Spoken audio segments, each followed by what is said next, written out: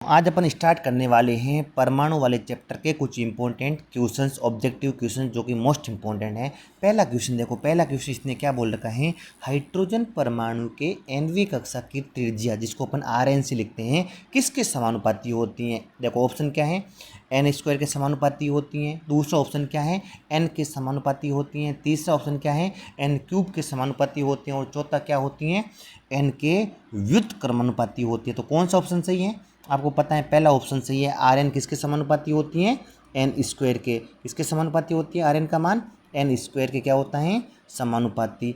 होता कैसे है इसके बारे में तुमको थोड़ा सा समझा देता हूँ। तो देखो, जब अपन ने किसी भी परमाणु के nवीं कक्षा की त्रिज्या का फॉर्मूला निकाला था, अपन ने एक डेरिवेशन की थी, तो आपको पता होना चाहिए उस अपन ने जब की थी तो Rn का मान आया था, याद करो Rn का मान आया था 0.53 इंटू n² बटा जेड एंगस्ट्रम। कितना आया था 0.53 into n² upon Z angstrom.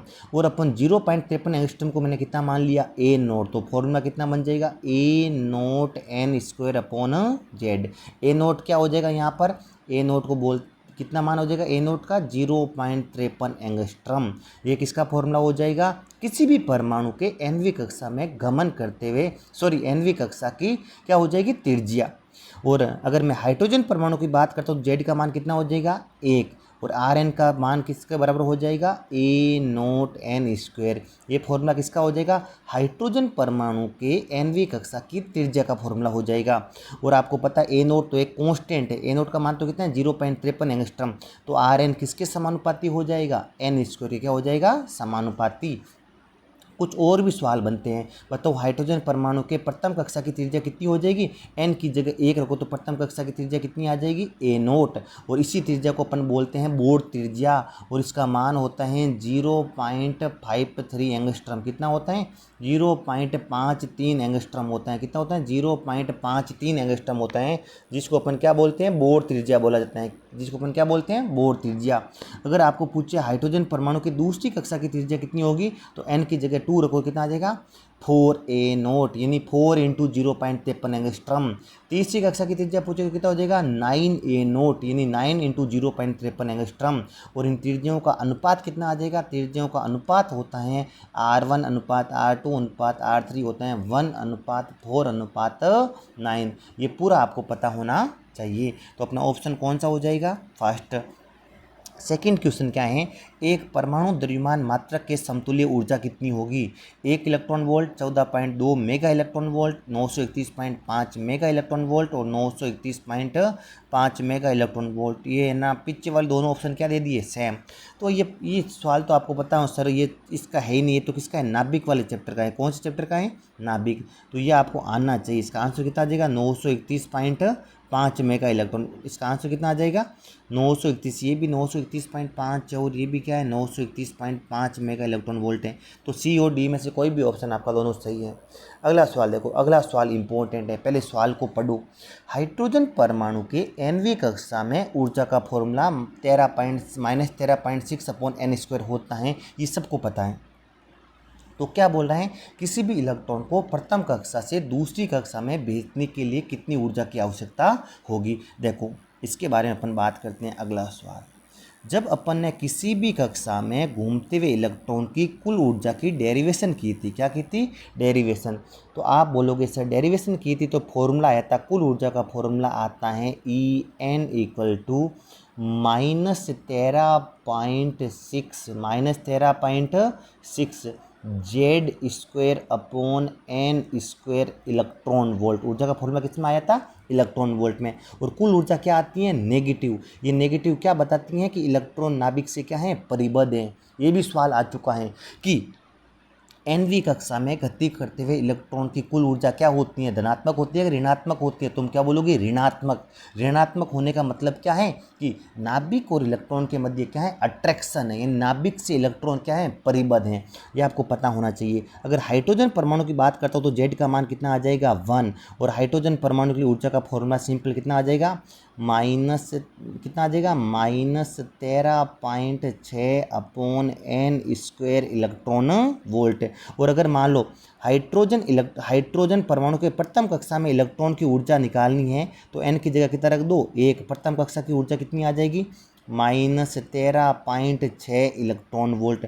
अगर आपको पूछे हाइड्रोजन परमाणु के दूसरी कक्षा में ऊर्जा ज्ञात करो, कौन सी कक्षा में ऊर्जा ज्ञात कर, दूसरी में, तो n की जगह कितना रख दे 2। n की जगह 2 रखेगा तो कितना आ जाएगा -13.6/4। तो उसको सोल्व करेगा तो कितना आ जाएगा -3.4 इलेक्ट्रॉन वोल्ट। इसी प्रकार से तीसरी कक्षा की त्रिज्या आपको याद होनी चाहिए, वो होती है -1.51 इलेक्ट्रॉन वोल्ट। और चौथी की भी आपको याद होनी चाहिए, चौथी कक्षा की होती है -1.51 इलेक्ट्रॉन, सॉरी ये तो होती है तीसरी की।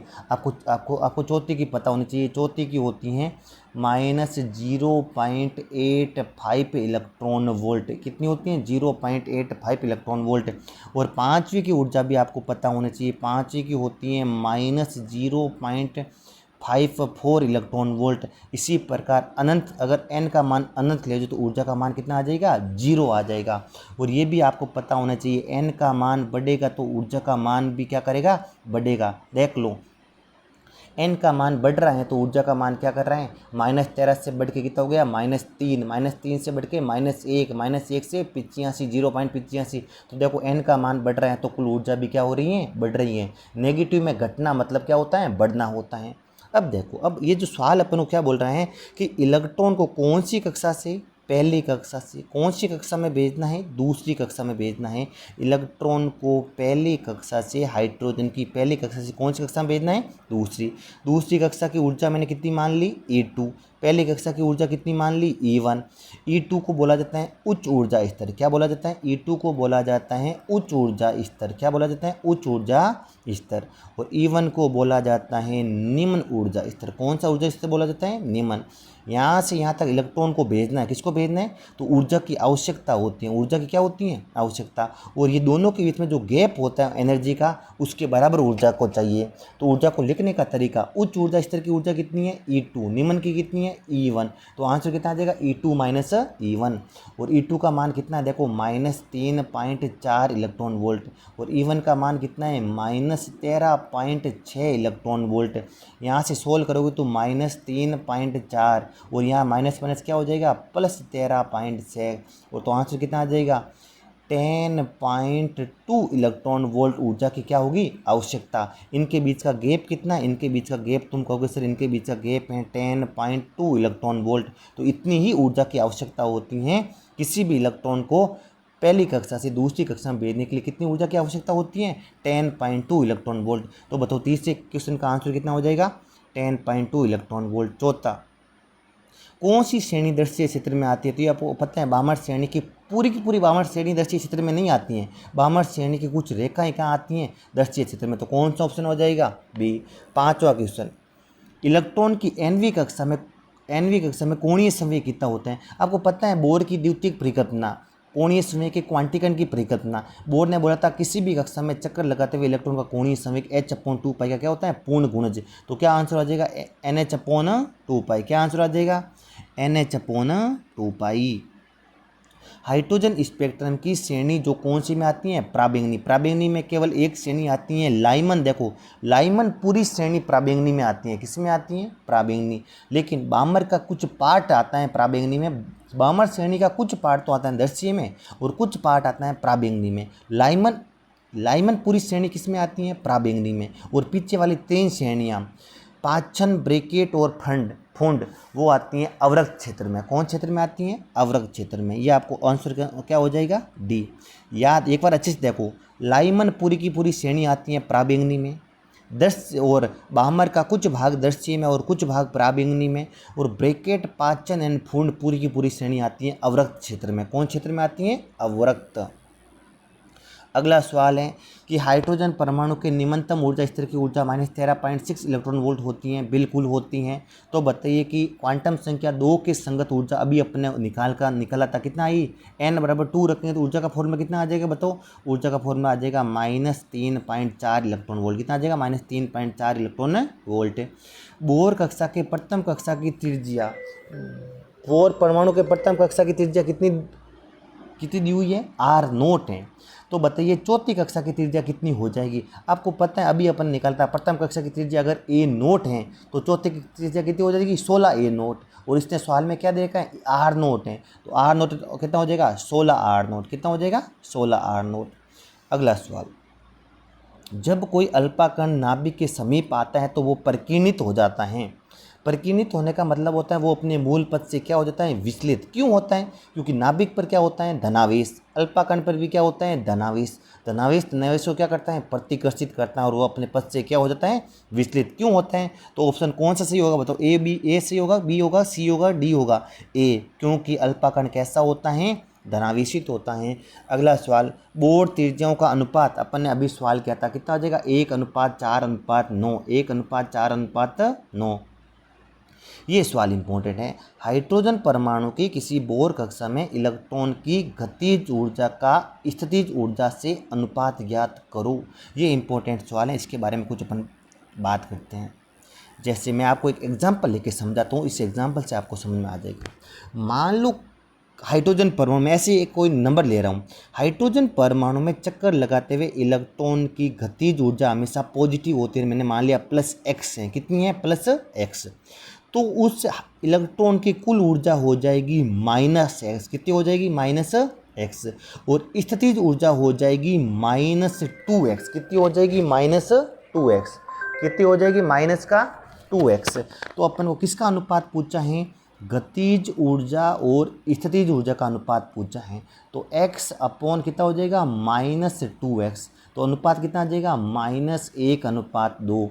अगर ये पूछता गतिज ऊर्जा और कुल ऊर्जा का अनुपात ज्ञात करो तो कितना हो जाएगा बताओ, x अपॉन -x। तो कितना आ जाएगा, -1 आ जाएगा। ये अगर पूछता कुल ऊर्जा और स्थितिज ऊर्जा का अनुपात ज्ञात करो तो कितना आ जाएगा, -x अपॉन -2x। माइनस से माइनस कट जाएगा तो कितना आ जाएगा, 1:2। कितना आंसर आ जाएगा, 1:2।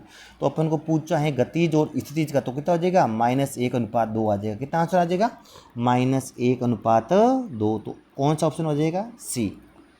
अगला सवाल, जब हाइड्रोजन परमाणु की मूल अवस्था से उत्तेजित अवस्था में ले जाया जाता है, इसका मतलब क्या होता है कि हाइड्रोजन परमाणु के इलेक्ट्रॉन को उसकी मूल ऊर्जा स्तर यानी n=1 से n=अपर यानी उच्च ऊर्जा स्तर में लेके जाता है। इसको बोला जाता है उत्तेजन करना। किसको, हाइड्रोजन परमाणु को उत्तेजित करना। इसका मतलब कुछ नहीं होता है, इसका मतलब होता है इलेक्ट्रॉन को पहली कक्षा से किसी उच्चतम कक्षा में भेजना।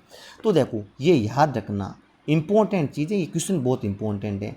अगर n का मान बढ़ेगा, किसका मान बढ़ेगा, मैं समझा रहा हूँ, देखो अगर कभी भी n का मान बढ़ता है, किसका मान बढ़ता है, n का मान बढ़ता है, तो याद रखना किसी भी इलेक्ट्रॉन की कुल ऊर्जा बढ़ती है, कुल स्थितिज ऊर्जा भी बढ़ती है, लेकिन गतिज ऊर्जा हमेशा इलेक्ट्रॉन की क्या करती हैं, घटती है। इंपॉर्टेंट फॉर्मूला है, ये इंपॉर्टेंट चीज़ है। जब n का मान बढ़ता है, मुख्य क्वांटम संख्या का मान बढ़ता है, किसका मान बढ़ता है, मुख्य क्वांटम संख्या का मान बढ़ता है, तो कुल ऊर्जा बढ़ेगी, स्थितिज ऊर्जा बढ़ेगी, लेकिन गतिज ऊर्जा क्या करेगी, घटेगी।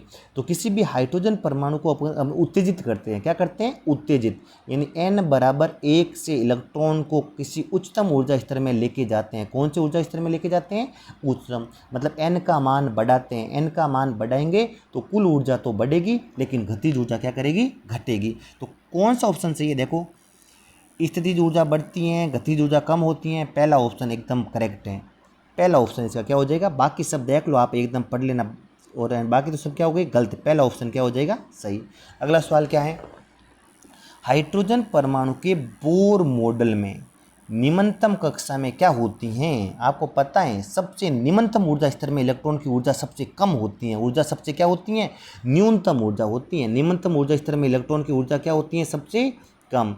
और उच्चतम ऊर्जा स्तर देखो, और आपको पता है n का मान अनंत लेते हैं, कितने लेते हैं, अनंत, तब ऊर्जा का मान कितना आता है, 0। ये कब आता है, जब n का मान अनंत हो। ये कब होता है, जब n का मान 1 हो। निम्नतम ऊर्जा स्तर में ऊर्जा का मान क्या होता है, न्यूनतम। और n का मान बढ़ता है तो ऊर्जा का मान लगातार क्या करता रहता है, बढ़ता रहता है। अगला सवाल, बोर सिद्धांत के अनुसार हाइड्रोजन परमाणु के दूसरी कक्षा में गति करते हुए इलेक्ट्रॉन का कोणीय संवेग कितना होता है।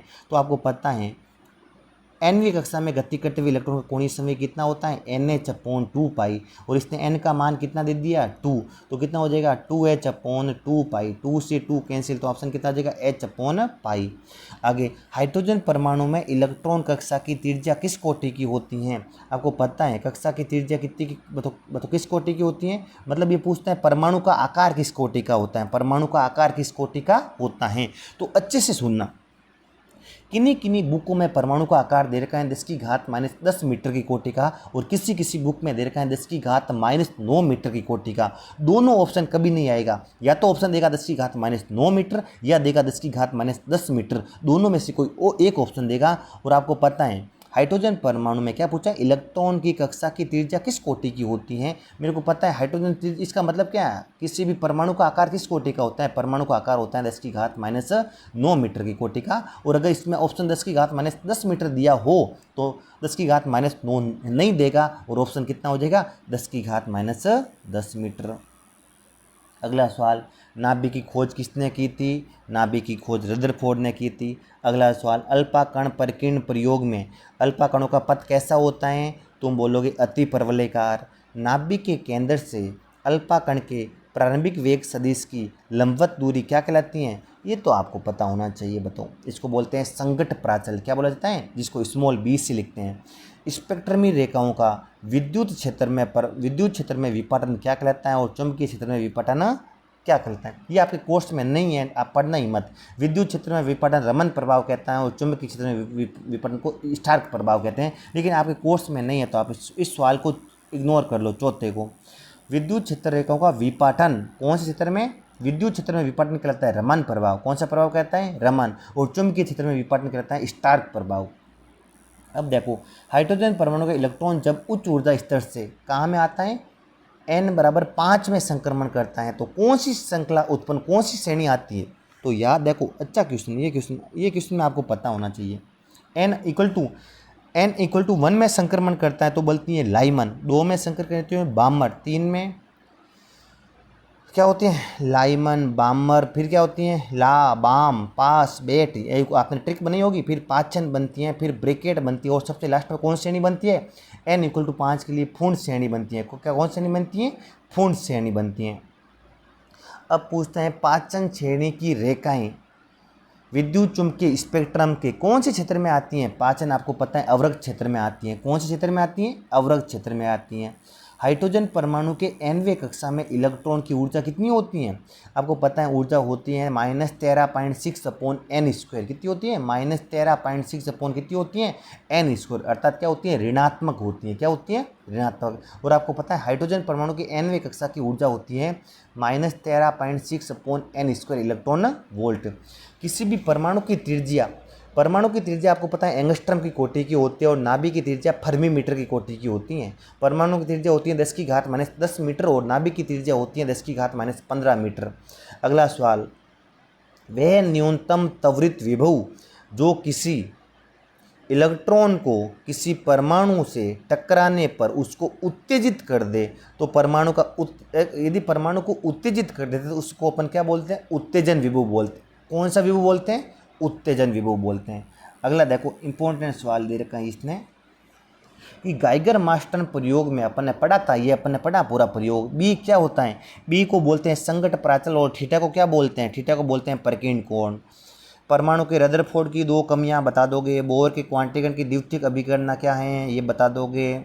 हाइड्रोजन परमाणु के निम्नतम ऊर्जा स्तर से इलेक्ट्रॉन को मुक्त कराने के लिए आवश्यक ऊर्जा, निम्नतम ऊर्जा स्तर की ऊर्जा कितनी होती है -13.6 इलेक्ट्रॉन वोल्ट। अगर इलेक्ट्रॉन को मैं +13.6 इलेक्ट्रॉन वोल्ट ऊर्जा दे दूं तो वो कहाँ चला जाएगा, अनंत पे। अनंत की ऊर्जा कितनी होती है 0, तो कितना आंसर आ जाएगा 13.6 इलेक्ट्रॉन वोल्ट। और इसको अपन कौन सी ऊर्जा बोलते हैं, आयनन ऊर्जा बोलते हैं। हाइड्रोजन परमाणु के उस श्रेणी का नाम बताइए जिसकी रेखाएं कौन सी में आती हैं, दर्शे में बामर आती हैं। बोर परमाणु में इलेक्ट्रॉन की कुल ऊर्जा का ऋणात्मक होना ये बताता है कि इलेक्ट्रॉन नाभिक से परिबद्ध हैं। अल्फा प्रयोग का आपको सेटअप, इसकी प्रायोगिक व्यवस्था बतानी है, आपको पता है। अगला सवाल क्या है, बोर मॉडल की द्वितीयक अभिव्यक्ति की व्याख्या किसके आधार पर की जाती है, ये तो आपको पता होना चाहिए अपन का, ये तो इम्पोर्टेंट है। बोर की द्वितीयक अभिव्यक्ति की परिकल्पना को आपको आनी चाहिए। अगला सवाल है, क्या बोल रहे हैं, कोई इलेक्ट्रॉन उच्च ऊर्जा स्तर से मूल ऊर्जा स्तर n बराबर 1 में आता है तो वो कौन श्रेणी में आती है, n बराबर 1 में आता है तो उसको बोलते हैं लाइमन श्रेणी। कौन श्रेणी बोला जाता है, लाइमन श्रेणी। और आपको पता है बोर मॉडल की द्वितीयक अभिकरण की व्याख्या अपन डी ब्रोगली की अभिधारणा से करते हैं, जिसमें अपन इलेक्ट्रॉन को एक द्रव्य तरंग मानते हैं। क्या मानते हैं, एक द्रव्य तरंग की तरह मानते हैं, और ये अपन ने पढ़ा था। अगला देखो, इससे लघुरात्मक क्वेश्चन आएगा तो देख लो, बोर मॉडल की अभिकीर्तियाँ लिखो, लिख दोगे 3 अभिकीर्तियाँ।